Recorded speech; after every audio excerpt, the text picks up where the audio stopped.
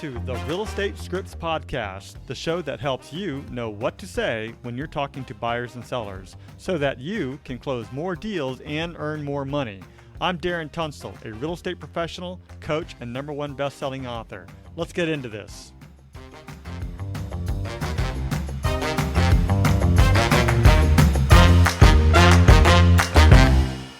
As a reminder, the purpose of Scripts and Dialogues is to come, learn, practice, and be prepared to fail forward. This is where we make mistakes and help each other out, but we're mostly interested in seeing how we can get better. First, we read through the script word for word, and then we go back and put it into our own natural tone, style, and phrasing. You won't know what to say until you go through the script.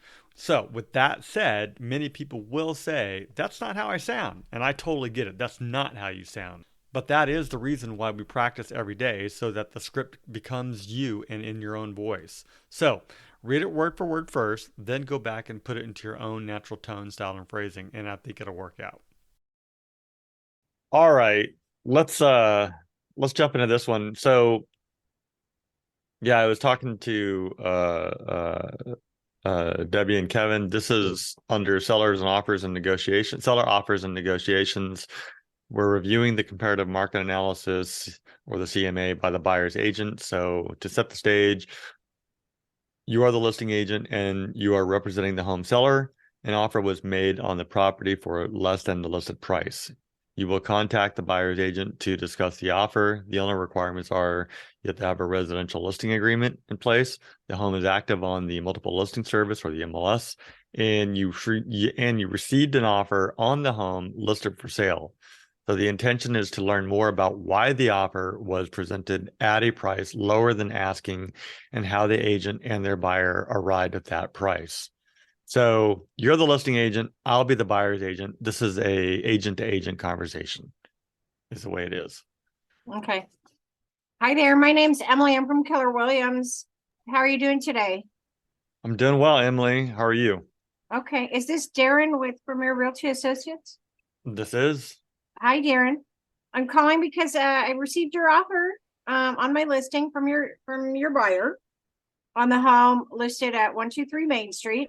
Do you have a couple minutes? Yeah, I do. Yeah. Awesome. Hey, first of all, I appreciate the offer. Mm-hmm. The main reason I'm calling is to discuss why the offer's so low. Well, is it lower than, I mean, when you say low, what do you mean low? I mean, it is lower than asking for sure. Right. But I mean, compared to other offers that you received, is it like considerably low? I mean, it sounds like you're a little bit interested, at least, because you're calling me. I am. To be honest, we've gotten a couple other offers. Mm-hmm. But will you tell me how you arrived at the price that you sent in? Sure. I pulled up, the other homes that are for sale in the area, the homes that have sold, and determined based on square footage and number of bedrooms and things like that, the average price of what homes are going for in that area, and decided, you know what, this is a fair offer. Okay. So. And those comps are from the area? Yeah. It's a dumb question to ask. Well, I'll tell you why, because other people might extend out beyond, like 5 miles or something. Yeah. Yeah. Well, there's a lot of little pocket neighborhoods that have different price points, right? Yeah, I do. do. Mesa's kind of different. Different areas were developed, and then they added little niche neighborhoods and different style homes. And I just want to make sure you're aware of La Mesa and the history and how it developed, and the different home styles, very different from block to block. Okay. So the home in question, my seller's home, is very unique. Is that it was completely redone, but it kept that aesthetic from the 50s. So, but everything is completely brand new. Did you have a chance to come by and look at the home? We did. We walked through the home. Okay, okay. All right. Well, that's interesting to know. What homes did you compare it to, if I may ask? Or do you have a copy of the CMA you could send me that you were looking at? I'm just curious. Well, I don't mind doing that, but I'm sure you can pull the same report. It's just the homes that have sold in the last, 3 to 6 months that Mm-hmm. I pulled. And, the other thing that has changed in the market that I think would be wise for you to consider is also where interest rates are. Oh, So, absolutely. what have you talked to your client about in terms of the affordability of money nowadays and what that might do with home prices? Mm-hmm. Mm-hmm. Yeah, I've discussed that with them. And with all the hype in the media from last year, I understand um how you could probably come to a decision to put in an offer a little bit lower. However, considering that everything been redone in the last few months, I think the price is a fair asking price. Okay. But I just wanted to get your perspective on why you went so low. But I kind of get it now. Yeah, no, I understand your perspective too. And it's not just hype in the media either. It's real numbers, what's on the MLS. There Yeah, but I think it's kind of terrifying people. I mean, there a lot of people are still living in the past where homes are selling for, quite a considerable amount over asking price. They're kind of still stuck on what was happening, 6, 8 months ago. yeah, well, hopefully you had that conversation that's no longer the market. Oh, I have. And I'm gonna of course show your offer to them. We're looking at offers on Monday. Yeah. Um, but I do have a couple other offers in, so we'll consider everything in the terms of the loan that you're requesting. So yeah, I'll let you know on Monday if you would like a response, whether even if we don't accept. Well, I do want a response, but let me ask you this. Mm-hmm. I want to move forward, or our clients want to move forward with this offer in a way that it's either going to get accepted or at least countered. We Mm-hmm. don't we don't want rejection. So we only want accepted or countered. Okay. So my question to you is then, in your opinion, if you had to rewrite this offer and resubmit, what do you want to see from what do your clients want to see that will at least get this under consideration and not just rejected? And maybe that's something that I can go back to my buyers with and say, hey, look, you really like this home. And mind you, I'm trying to work with you. Okay. So I want to work with you so that we can, you know, get through this deal successfully together. So I'm asking for your help. Like, what can I go back with to explain to my clients that will help them to understand, hey, we either need to come up a little bit or we need to leave a couple of things out. What in your opinion is going to help with that offer to get it accepted or at least countered? Um, Probably higher offer or perhaps all cash, which a lot of people obviously can't do at this price point. But we'll be reviewing and I'll see if they want to counter your offer. We're gonna wait till Monday, like I said, see what else comes in. But I can strongly suggest that they counter and Okay. see what happens. How about fees? Are they willing to pay some of the fees? Um, Perhaps, I mean, they might come back with helping with closing costs or something like that. Again, I'll put that in a counter offer if they choose to do so. I'll discuss all that with them. Okay. You said you had a couple of other offers. Or where are you at on that? To be honest, they're very similar. And so that's why I reached out to you to see how you arrived at that price. Is it affordability on your clients, or do you really think that's where the home is valued at? So Yeah, the other ones are a little bit above yours, but not by much. got it. So to make this a more strong offer, what do you suggest? Is price the only option? Pretty much. I mean, they're retiring, they're moving out of state. They want to get the most amount of money. But that's something I have to discuss with them and see where they're at. I don't want to speak out of turn before I talk to them Yeah. Yeah, I get to it. see what they're willing to forego or change or negotiate.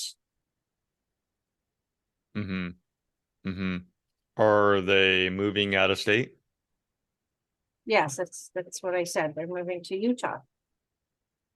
Oh, I didn't hear that part. There was a glitch in the system. All right. Well, here's the thing. My clients are retiring also. They just sold their house. They've been renting for a few months. Actually, they've been living in their RV for a few months, and they do want to settle down in a home themselves. And as you know, it's your job to get the most amount of money, and it's my job to help them get the best deal. So Right. we like this house. They absolutely want this home. Um, and but we felt like that was going to be a fair amount. I will go back to them. I will talk to them, everything that we discussed, either all cash or a higher offer. That's obviously up for them to decide. You said, I think I heard you correctly, that you were going to review offers on Monday. Correct. By what time? 5 o'clock. 5 o'clock. Okay, That's the so plan. Yep. that that's the plan. So if I had to advise them to come up with a little bit more money, how much would you say? Well, the house is listed at 800. You offered 650. So I would say probably 725 to be realistic. Meet me halfway. So earlier you said you had a couple of other offers where they were just about similar. And They were very similar. so it sounds like $75,000 would be quite a bit of money to come up with, don't Mhm. you think? Well, I'm open-minded to discussing it with my clients to see where they're at. Yeah, Like I said, it's something I have to discuss with them once all offers are in. We might get something in that's even more satisfactory. And I'll definitely let you know how that goes after I discuss it with them. gotcha. So if we were to come in, say 685, 695, how would that look compared to with what you Yeah, have I right gotta now? shut my door. It's so loud. The rain. I don't The hear anything. rain. I don't hear anything.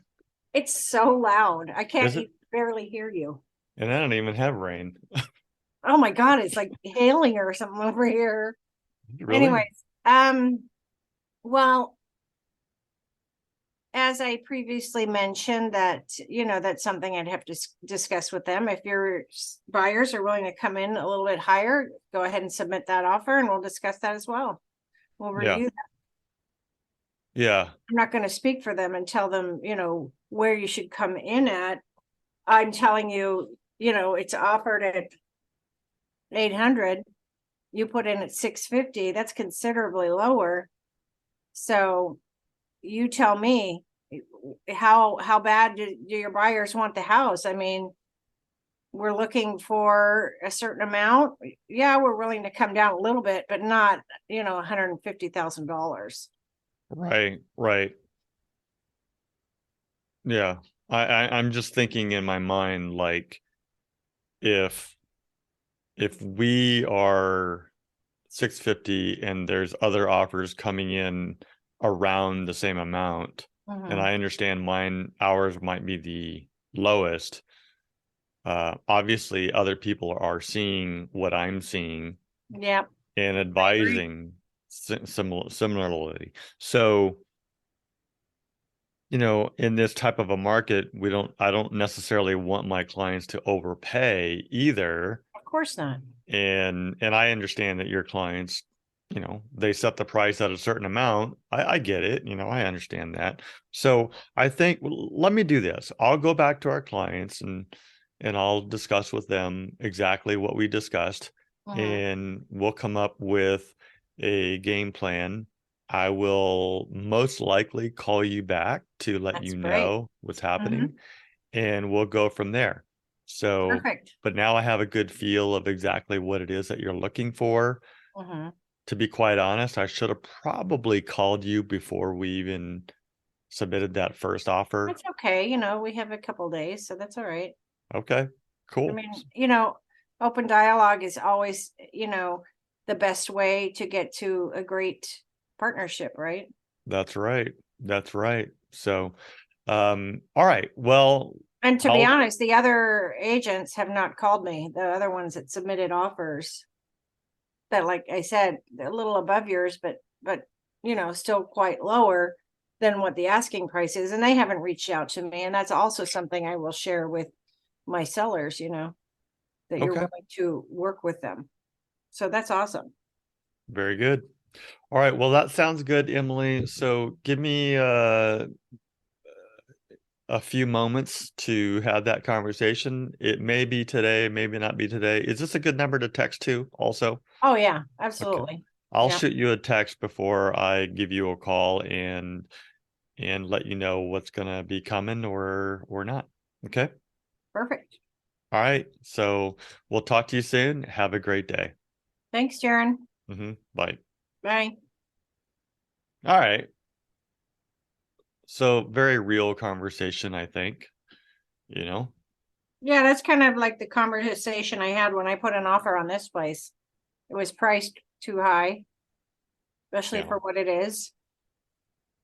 So yeah, that was very similar. And the listing agent was a little shifty, but nice guy. Well, the truth is they do they do want to help their clients get the most amount of money, and it's Of our course. job to help. That's why it's a negotiation.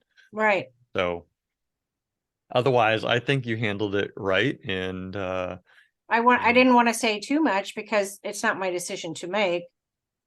well, I tested that a little bit just to Yeah. see what you would tell me. Uh-huh. Because going back to uh we're their fiduciary. We're supposed to keep that stuff close to us and not necessarily divulge all the motivations. Right. So you did a good job on that. Thank you. I think we're going to switch over here pretty soon, so let's Okay. see. I'll see you over there. Awesome. So how did you guys do on that script? I think we both did really good. There was two different scenarios, and I think in my situation as the seller's agent, I talked more about the different areas, and I used El Cajon as my example.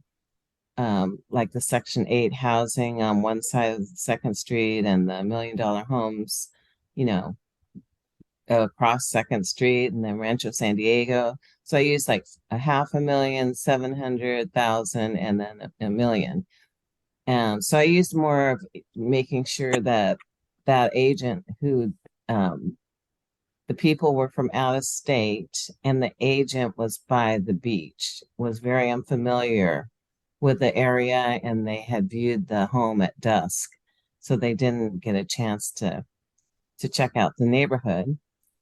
And then Kevin was more like his client was firm about how much they were going to, spend on a new home, and um, you know, didn't want a high mortgage payment. So this was a negotiation. I'm Hmm. curious. We're working with each other. So I'm Right. curious, how did you end the conversation? We both ended up, I was going to go back to my seller and let them know what Kevin had said, because I needed to get back with them with the, either the acceptance or counter or rejection. And Kevin was going to do the same with his clients. But then on Kevin's one, we talked more about, well, maybe there would be a counter offer that Mhm. his clients might um, want to entertain. Got it.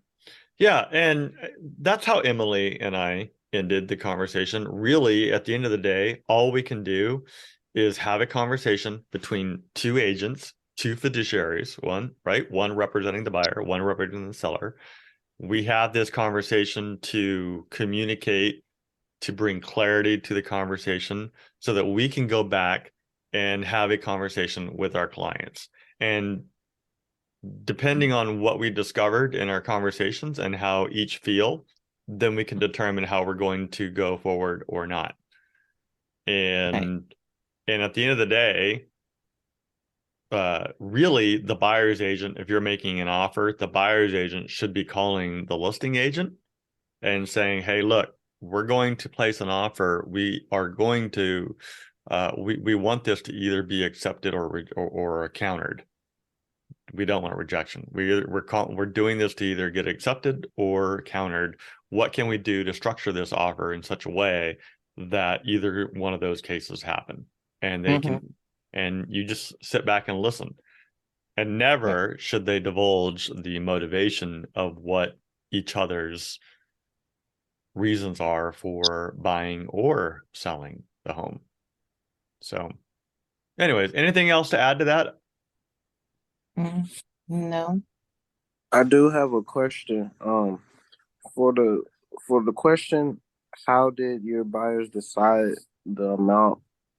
Like, I'm trying to figure out like what am I getting out of that question? Like, what kind of information will I be pulling out of this particular question? Yeah. Well, it's the CMA, like it says, buyer's agent tells you about the CMA. Like in our situation with me and Darren, I asked that question. He's like, well, I pulled up the homes that have sold recently in your neighborhood, and they're not. I'm looking at what they sold for, and that's how I came to the asking price on my offer for my buyers, because that's what the homes are selling for in the neighborhood. So he's using the CMA to back up his price in the offer. Yeah. And in this case, also, Kevin, to add to that, when you're the listing agent and you receive offers like low offers or low-balled offers, you're going to question, hey, why is this offer so low? Right? And naturally, that should be one of the questions that you ask when you talk to the buyer's agent. Hey, how did you come up with this low offer? Because it's, we have this home listed at 800,000 and your offer is 650. Now, in our case, it was interesting because Emily had said, I have received similar offers to that, a little higher than yours, but fairly similar. And my thought was, well, if they're similar and just a little bit, then maybe I didn't say this out loud, but maybe your asking price is a little too high, But if you start doing that kind of stuff, then you get combative. And Yeah. we really can't be doing, we really don't want to be in a combative conversation. We need to be in a conversation that comes up with solutions. And the only way we can do that is by asking questions. How did you come up with that price? What made you want to, offer it at that price? In this case, it's all about price, but that's why you would ask that particular question. But it's a Well, good idea. Darren, when you used to teach the real estate classes, Yeah. Didn't you state that all offers have to be given to the seller? But then somehow in the back of my mind, I remembered if there were like say 20 offers and one was like ludicrous, like half of the asking price, you didn't have to present it to the seller. Is that? I would give them everything. You have to show them everything. Okay. Yeah, it's our responsibility to show them the offer. Period. But I know like there's things where it says they're looking at the first 20 offers that come through. I've seen that too. But that doesn't mean they don't show them 21. It just means if you're 21, right, you're not getting your offer in quick enough to be reviewed. right. Seriously, I guess, right? Yeah. Now, on the other hand, okay, you might have a lowballed offer, but what if they were paying? What if they were paying all the expenses, all cash? Just everything. Does that make it a lowball offer? You won't know until you're looking at the paperwork. But I mean, it might be a lowball offer in terms of what they're willing to pay for the home. But when you look at what they're willing to pay for the closing cost, that also has to be considered in the negotiations, because at the end of the day, that is going to also come out of one or the other person's pocket. So it is part of the deal. They might even say, you know what, we're going to pay the whole commission. What if the buyer says we're going to pay the full commission and the closing cost? So is it really a 650?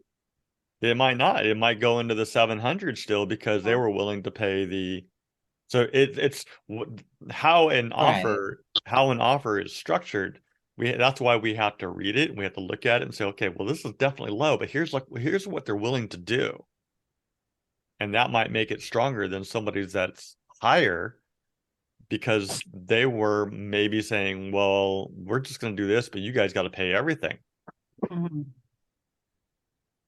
Well, and remember, I don't think this is done much anymore, but when, say, the seller was willing to take back paper, do they even do that anymore? Like seller payback, seller financing. Yeah. Yeah, people do it all the time. Oh, they still do. Okay. Yeah. Anyways, good script. We have another one for tomorrow, and the next week I think we're focused on lead generation. All right, so that's the script. I hope that you found it very useful. To download the script, just go ahead and head over to realestatescriptspodcast.com. There'll be a link there for you to download the script.